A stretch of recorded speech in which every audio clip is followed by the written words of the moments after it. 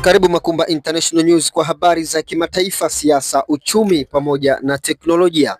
Rais wa zamani wa Marekani Barack Obama amehutubia kwa njia isiyokuwa ya moja kwa moja ya video ya kibaguzi iliyotumwa kwenye mtandao wa kijamii wa rais wa Marekani Donald Trump, akimwambia mtangazaji wa podcast kwamba aibu na mapambo ambayo hapo awali yaliongozwa na viongozi wa umma sasa yamepotea.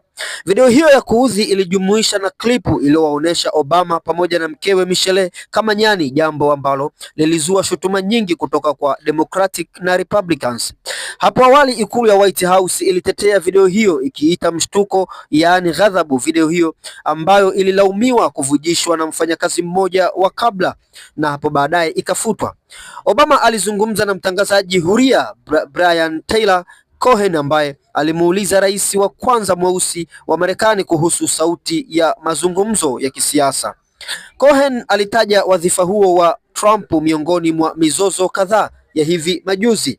Utakumbuka video hii, mtazamaji wa Makumba International News, ilivujishwa na Donald Trump ambapo kupitia mtandao wake wa Truth Social ambapo alirekodi video hii au ilirekodiwa au kama si kutengenezwa, ikimuonesha Barack Obama ambaye ni rais wa kwanza mweusi na rais wa muhula uliopita kabla ya kuingia Joe Biden, pamoja na mkewe Michelle wakiwa kama nyani, video ambayo baadaye ilimtia matatani kwa shutuma Donald Trump, lakini alijitetea kwa kusema kwamba ulikuwa kama mzaha, lakini pia hakumaanisha hivyo kama ambavyo watu walielewa. Endelea kubaki Makumba International News kwa habari za kimataifa, siasa, uchumi pamoja na teknolojia.